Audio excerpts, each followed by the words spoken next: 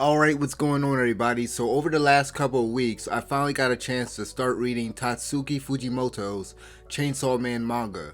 I've seen a lot of hype online for this series, and with an anime coming from MAPPA scheduled for this year, I thought now would be a good time to finally check it out. For those that don't know, Chainsaw Man is a dark fantasy manga containing action, horror, and comedy elements that is centered around a young devil hunter named Denji. In the beginning, Denji is forced to pay off his father's debt to the Yakuza after he committed suicide. Since Denji was poor, he was willing to do anything to make money in order to survive. With no friends or family around, he could only rely on his pet devil dog, Pochita, for support. Denji worked as a devil hunter for the Yakuza until one day he's betrayed and killed. In order to save him, Pochita gives his heart to Denji as part of a contract. After being brought back to life, Denji can now transform into a chainsaw devil, becoming the titular Chainsaw Man. After killing the zombie devil in the Yakuza, a mysterious woman named Makima arrives on the scene. Makima works as a public safety devil hunter and immediately notices something unusual about Denji since she has a keen sense of smell. She gives him a choice to either die by her hands since he can transform into a devil or come with her. He decides to leave with her, and soon after he begins working as a public safety devil hunter as part of a special squad she put together.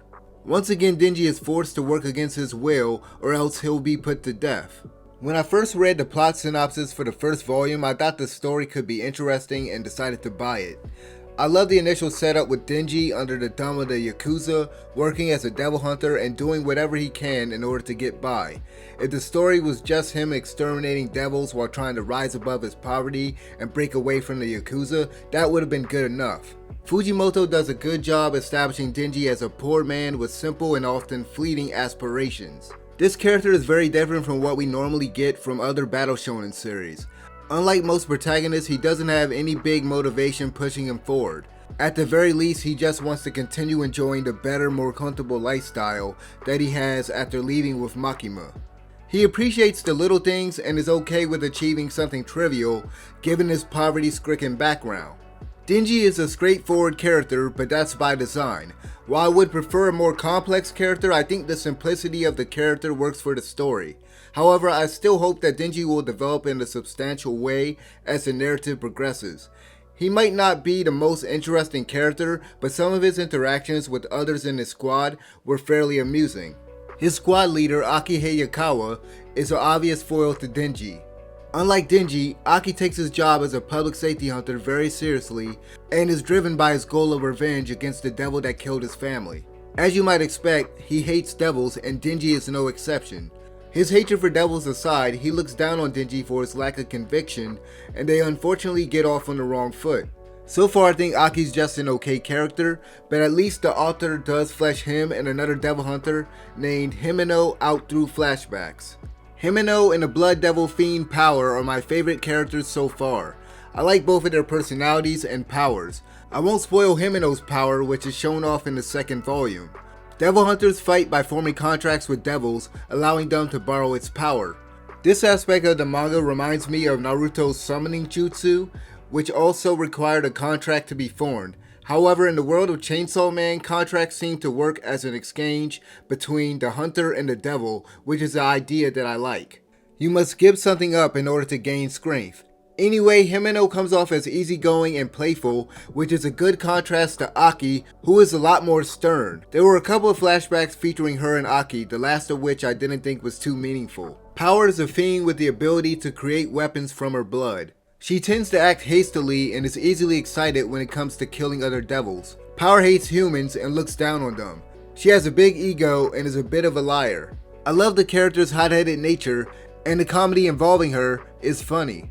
Prior to being forced to work as a public safety hunter by Makima, she just wanted to get her cat back from a devil that kidnapped it. There are a couple of flashbacks that show why that cat is important to her, and the character does serve to reinforce the importance of the bond Denji had with his pet Pochita. Although they didn't start out on the best terms, they eventually began to understand each other's sadness and pain over the situations with their pets. Another character I liked was Makima, although there wasn't much revealed about her.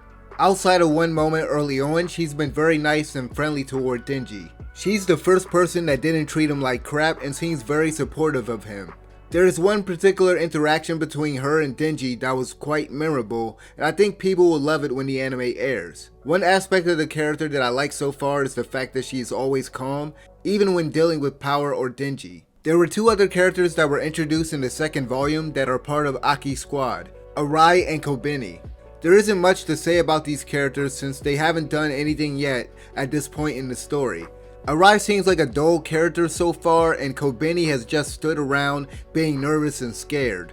Chainsaw Man's main villain, the Gun Devil, isn't brought up until about halfway through Volume 2. Although the character itself never makes an appearance, Fujimoto establishes the Gun Devil as a major threat to human life. In order to find and kill him, Aki's squad will have to find pieces of its burnt flesh. The setup for the villain may seem familiar to anyone who has watched or read Jujutsu Kaisen. There was also a part near the end of the second volume where a devil they're sent to kill uses a power that started to remind me of something from Demon Slayer. Anyway, the story pacing is fine so far, although there is a large gap between chapters where there is no action in Volume 2. Volume 1 contains the first 7 chapters, while Volume 2 consists of chapters 8 through 16. The most action-packed chapters are chapters 1, 8, and 10. Aside from the first few chapters, each chapter is short around 20 pages. If the chapters were longer, then maybe there would be an issue with the occasional lack of action, but Fujimoto keeps the story going smoothly, with some chapters being more lighthearted. Fujimoto's writing is solid, although I did think some lines of dialogue were too simple at first. I know that in some cases, such as with Denji, it's intentional, as he's written as an uneducated man from the streets. There was only one minor inconsistency with something that Aki says to Denji regarding something he in Power does in previous chapters. The author doesn't bog the narrative down with long exposition dumps, and different facets of the world is introduced to the reader organically as Denji learns about stuff. Fujimoto doesn't explain why the devils exist in the world, they just seem to exist and the general public knows about them. I like this approach compared to something like Demon Slayer, where the ordinary citizens are oblivious to demons and the Demon Slayer corpse. Fujimoto's artwork is impressive, especially some of the splash pages featuring Denji fighting the various devils. As you might expect, this is a very bloody manga with Denji carving through devils using his chainsaws. The artwork for the splash pages and some of the action panels are generally very detailed. Fujimoto's creature and character designs are great so far. There are some very unique looking devils that appear in the first couple of volumes, one of which looks very terrifying. Despite the fact that the public safety devil hunters all wear identical clothing, the characters themselves have a distinct look to them. All in all, Chainsaw Man seems to be a decent manga so far. To be honest, the last chapter of Volume 2 wasn't very engaging, but I at least want to see how the situation with the devil plays out, and hopefully see what Kobeni and Arai bring to the table. I didn't enjoy this manga as much as the others I reviewed this year, but there's a possibility I will like it more once the anime drops. Assuming MAPPA gives Chainsaw Man the Jujutsu Kaisen treatment, the action scenes alone may elevate the series above other shonen offerings in the eyes of casual viewers. Hopefully it isn't going to be carried by just its visuals and overall presentation. Anyway, based off of what I've read so far, I would recommend giving this manga a shot if you're a fan of Demon Slayer or Jujutsu Kaisen. If you read Chainsaw Man, let me know what you guys thought about it in the comment section below. And as always, thank you guys for watching. I'm out of here. Peace.